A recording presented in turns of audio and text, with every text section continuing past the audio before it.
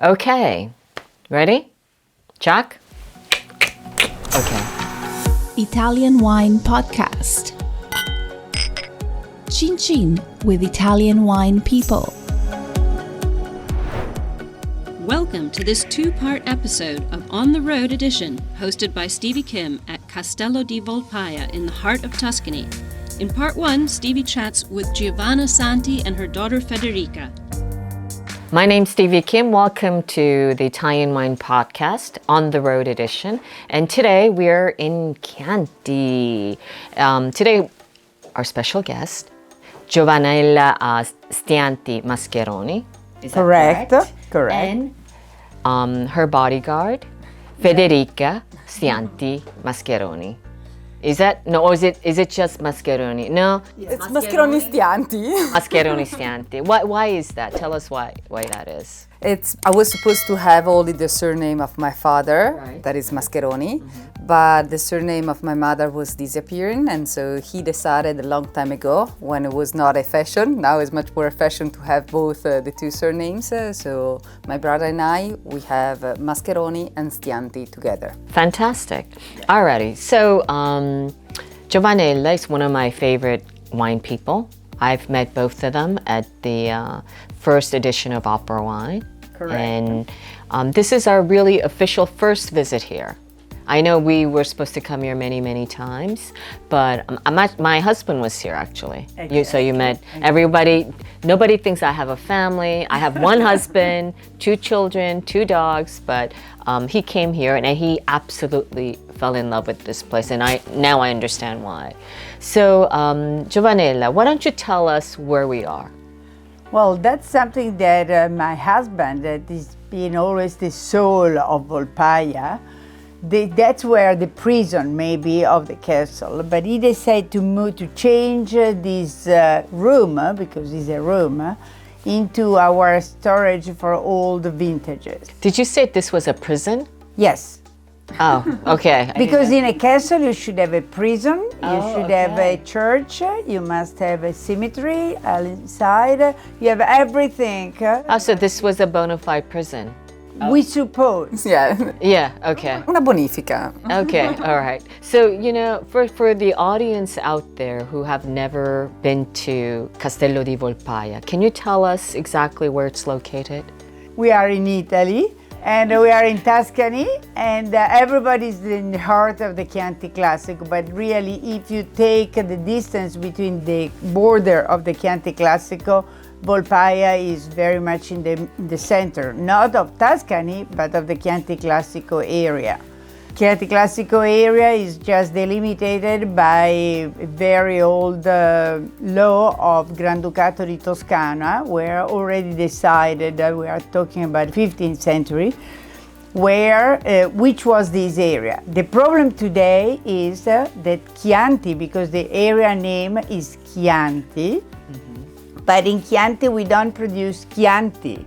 We produce Chianti Classico, so that's... How does that work? I don't understand. Because of different change and laws. So to be different from Chianti, now the wine name is Chianti Classico, because the wine the original Chianti, area, right? Exactly. The wine Chianti is not produced in Chianti, which is nonsense, but geographically is not in Chianti. And you cannot talk about, something that is produced out of a Chianti area that is a product of Tuscany, yes, but not of Chianti.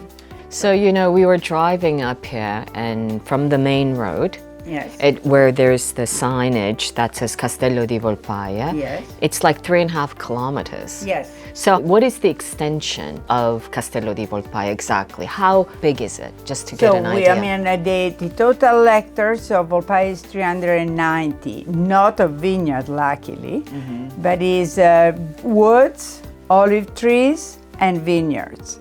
We have something less than 50 hectares of vineyards, 12 of olive trees. All the rest is money to spend in woods. But really, that's the reason why my father bought this place, because he was a hunter and he wanted a hunting reserve. So we started from a different approach and then we became winemaker. So we So didn't start. originally, so your father is the person who bought. purchased this Yes. area, this estate, right? Exactly. But he was really interested in hunting, not wine. Absolutely, absolutely. So when did the wine start?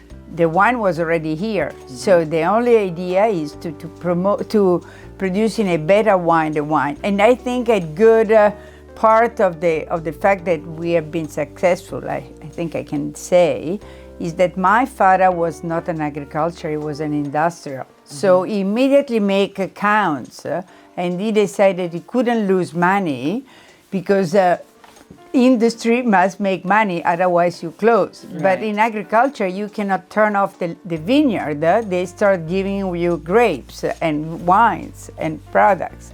So the only way was to invest in order to have a good, opportunity to have a good economy in the wine industry. So it had to be economically Exactly. viable, right? Because Exactly. your dad was an entrepreneur. Exactly. So when did the winemaking start with your family? Immediately, because as I told you, the grapes And it was were in there. 1960. 66 we bought, but then we started in 1968 really, because the first two vintages we were not really involved. And at the beginning we were selling part of our wine, the worst part of course, in bulk, in order to concentrate in the best grapes and the best wines. And then immediately we started to export the wine moreover selling in Italy. And then export now has become very, very important for us. Thanks also to the help of Federica that is traveling all over the world. Have you stopped traveling? I stopped. They decided I should retire. okay. They can't stand me. Wait. Objection. Objection. As always, so like a mother and a daughter that speaks together, obviously the daughter has a Different perspective. Yes, a different perspective. She decided to take care much more about the in Volpaia work than the export.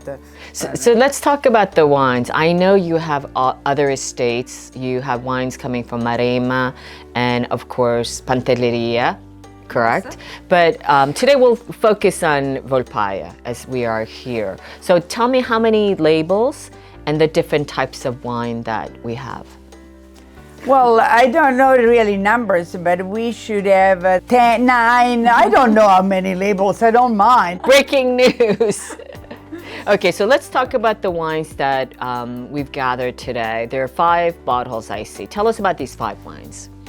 So let's start from the first label, that is the Chianti Classico. That's your flagship wine, Exactly, right? I mean, exactly. this is what Chianti Classico, Castello di Volpaia. This is Yes. what And that's put you on the map. And on the label there is everything that is Volpaia. So there is the crest of the family della Volpaia that were builders of sundials and clocks. And then there is the church, which is a national monument by Benedetto da Maiano. And then the name of Chianti Classico and my name as well. Little one, but is here. I'd That's my never name. noticed. Giovanna Stianti Mascheroni. But if she starts selling, maybe it should be Federica. But it's mine. Okay, all right, okay. And unfortunately for you, from next year it's going to be not anymore your name, but it's I going to be know. Castello di Volpaia, because Okay, we very became good. a società. Yes, I mean, they between need the to three of part. us. Ding, ding, ding, ding, ding, ding. They start. So you better start saving those bottles with your name. It will become collectibles. Exactly, very, very rare. Yes. So this is, of course, this is your signature wine, right? Exactly. So how many bottles do you produce? Well, about these wines, something like 100,000 bottles. And then we have the Chianti Classico Riserva, where we concentrate more because this is as a 90% Sangiovese and 10% Merlot, rather than Riserva is 100 Sangiovese. We immediately concentrate on the idea that Sangiovese was the right grape. Remember that when we arrived here, there was also the white grapes in Chianti. Yes, I remember. They're like Thank the French. the Rhone, you can blend in the white grapes. Exactly. And so then they changed finally the law, but we immediately understood that the white grapes would not be the right grape for this area, especially at that time where the climate was not as warm as today. So the white grapes would make the wine even lighter. It's true that people is looking for lighter wine, but we want a good wine, not a light wine. And as long as we don't have a big production, we are very happy to produce just top quality wines, and not for everybody, I'm sorry, but to be very good, there must be a different approach.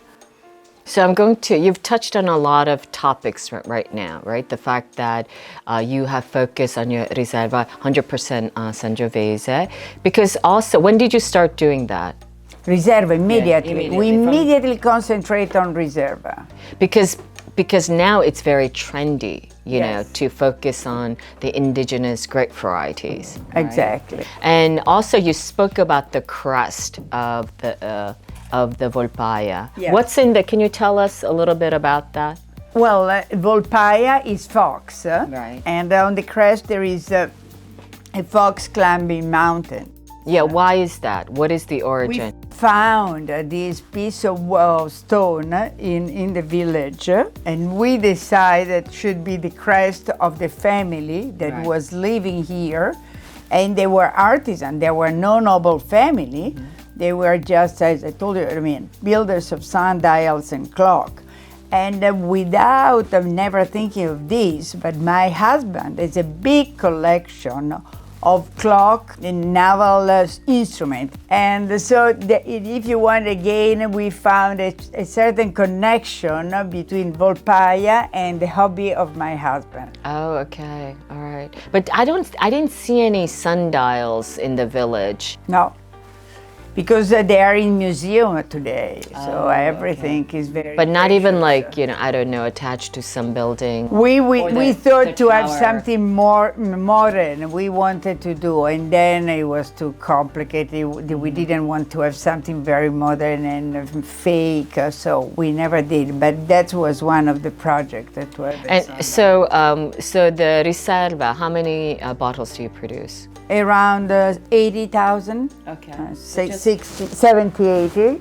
And are your market principally, your most important market is America? Yes, North America and so Canada and United States. Exactly. Okay. And what do you know, maybe also it's something you don't know, I'll just look for in Wine Searcher. Do you know the retail price of your Chianti Classico? In US? No, I will. Because I think this is a very good value for such high quality wine. And I think, I'm just assuming, but I think the success of your wine is because of that. It's very good quality and very good value for this quality. I've also noticed that there is the green label, which means that you're certified organic. Correct. Since when? The exact date, I don't remember if it was 2003 or 2004 that we have made all the transition. I'm so surprised you are running this very successful business and you guys haven't a clue. It's very romantic. I love it. I really love it. But the mother and daughter team, you haven't a clue. Well, there is this. Let me do some Wikipedia. Okay. So sorry, I'm sorry. It's a joke. My husband would say the same, but he would not know as we do. But he would say, "Well, yes, we started in 2002 in February exactly." This is very man-like, right? Exactly. They don't understand it, but they're convincing. Exactly. So because we were coming from that, we have decided to say always, I think. Yeah. So always we put it before, I think. He was a liar, really a liar. Absolutely. He's no longer here, so we can't say anything about him. Exactly. Okay, so that's a very long time ago. You've been organic for nearly 20 years. Yes. Yeah. When it wasn't really fashionable back then, right? Because organic was kind of alternative. But now, I think it's very fashionable, and especially the younger generation. They're really looking for that organic character in a wine? Luckily, it became a fashion. It's like because everybody's following, even if you don't know, they follow. Right. So that is the good part because it's something of healthy. Sometimes it happens to things that you don't want to be followed, but luckily now everybody's looking for sustainability. This is a word that now is big word, yeah. It's too much used, but for sure it's a concept that we are following in the agriculture, but also conserving the environment of Volpaia. So trying to keep the Volpaia as it is. Putting all the wire. If you walk around in Volpaia, you don't see any wire. Mm-hmm. You've been on the trellis? Yes. The electricity. Oh, okay. Okay. Everything is underground. We have placed everything underground to be able to see all the village and the landscape. Yeah. Yes, how it was in the past. So big work to really keep the environment as it was.